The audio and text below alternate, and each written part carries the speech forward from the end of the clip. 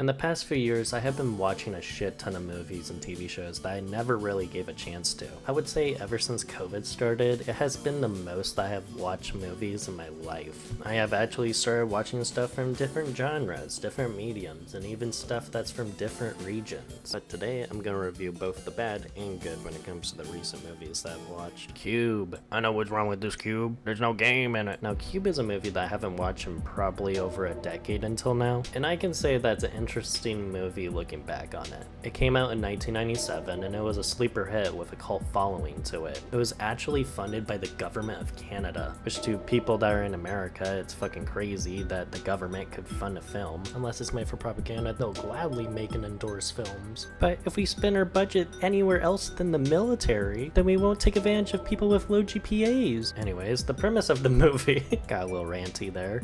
The premise is that 5 people wake up in a huge cube contraption that is constantly moving around and is filled with traps. During the movie, they are trying to get out of this cube in order to survive, and I have to say I like all the actors here. Every single one of them have their own beliefs and opinions that clash with one another that makes the movie entertaining to watch. Just as long as you don't agree with the Quentin guy, if you unironically do, then you're probably a douchebag. The cube just exposes how people can just become violent and gross towards one another. It exposes the worst parts of people. That is what I like the most out of it. The main guy is so funny to me because it's so clear that this guy is a voice actor first and a physical actor second. Before this, he was in a shit ton of cartoons. It looks like he mainly played in RoboCop TV shows. I didn't even know that there was 3 RoboCop shows, let alone there was a show. He always overacts and acts like a cartoony-ass tough guy. Towards the end of the movie, he just becomes some sort of 2-dimensional villain. He does a lot of facial acting that always makes me laugh every fucking time. But his performance has a charm to it that I like. The only way that I can describe his performance is that he sounds and acts like a cheesy Mortal Kombat character. I don't know how else to explain his acting. He puts a gravel on his voice that is extremely funny to me because I know that he's putting it on just to make himself seem threatening, but it just seems like he's just trying so hard to be intimidating. He does such a great job demonstrating toxic masculinity and how he's a complete asshole. You missed your boat, Holloway.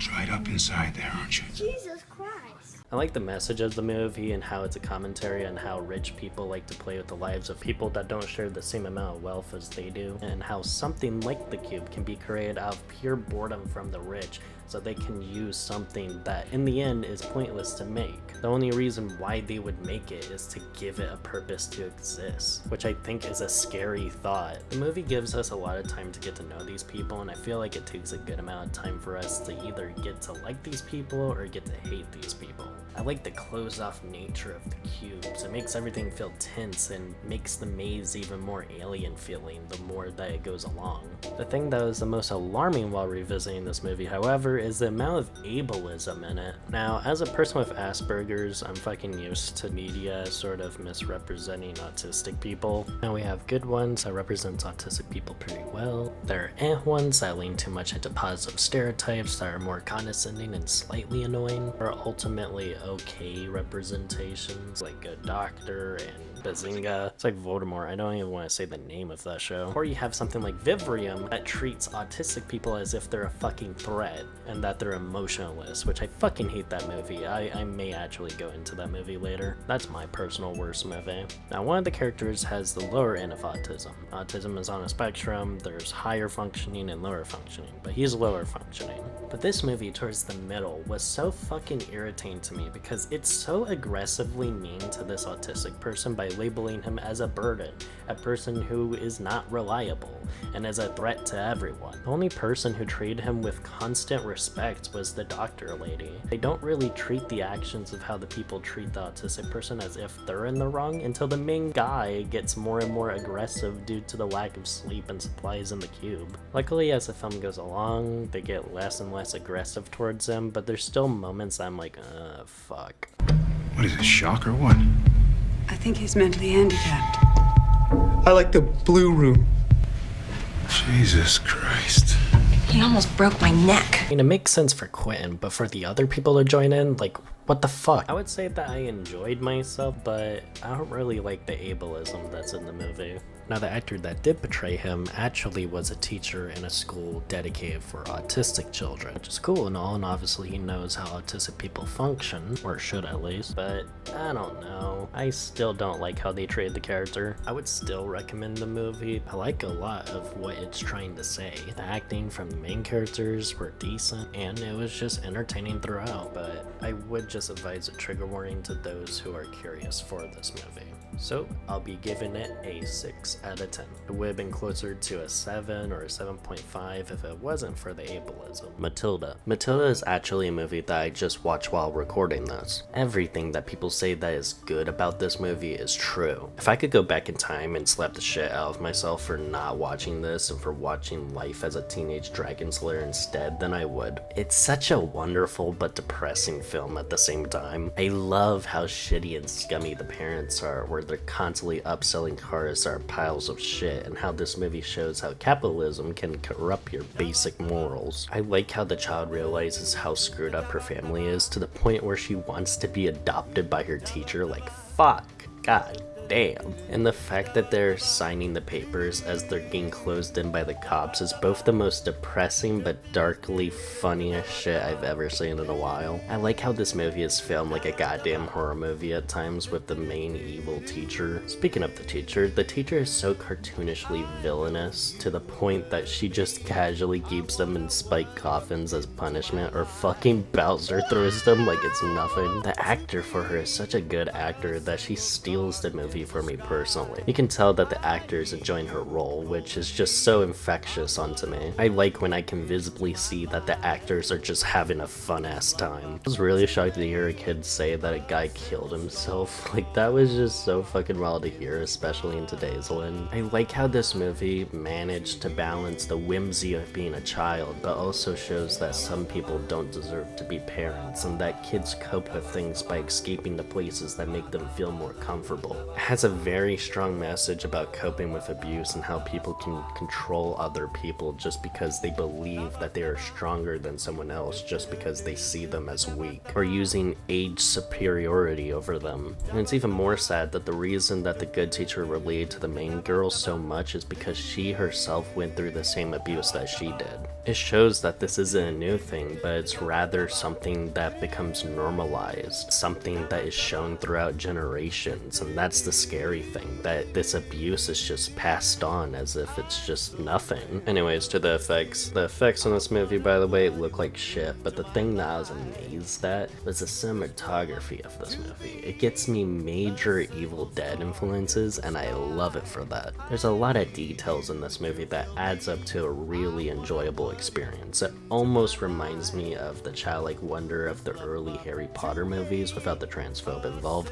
but it also reminds us of the harsh reality of abusive households at the same time. It's a movie that everyone needs to watch, and I really appreciate the maturity of this movie. The only problem I would have is that I don't really like the ugly tough person equals a bad person stereotype, but I would consider that a minor nitpick. Another complaint that I would have is that I heard a lot of people just mention the cake scene, but ultimately I didn't really see it as like this bizarre thing. I saw the teacher chucking the kids as more shocking than the cake scene, but that's just me. And it has a weird problem where sometimes it can't really balance the goofs of a kids movie while at the same time talking about abuse. But for the most part, I think it does a good job balancing the two, and that's all my complaints. I really enjoy this movie, and I would give it a solid 9 out of 10. Go and watch it if you haven't already. Wait a minute, is that Pee Wee Herman? Hey, aren't you a certified lover boy, certified pedophile? The original Saw. Now, I have watched a good portion of Saw films growing up, but recently I have been trying to rewatch the whole entire franchise. I have watched up to the third one, but today I am focused on the first one in particular. Now, out of all the Saw films, I think I watched this one the least, shockingly.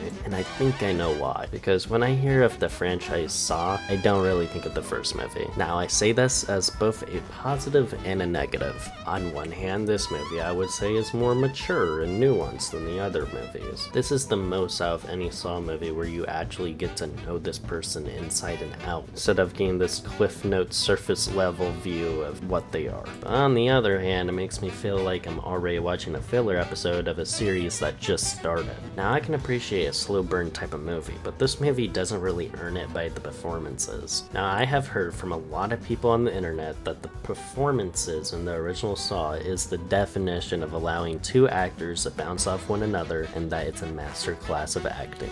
And meanwhile, I see some glimmers of that. It sort of has the Chucky effect where it's trying to come off as scary, but then in the end it just comes off as kind of goofy. Like, I can say that their acting is fine, but really? This is what people were hyped about? It's annoying because this movie was sort of telling me in a way, look at these amazing performances on screen, but I just didn't really feel it most of the time. The two guys would bark their lines and act so over the top for me that it took me out of the whole entire experience. The blonde guy delivers his lines in such a overacting way that I'm amazed that anyone found this tense back then. I was laughing my ass off whenever the main two people would bounce off one another, whether that be intentional or mainly unintentional. Lawrence!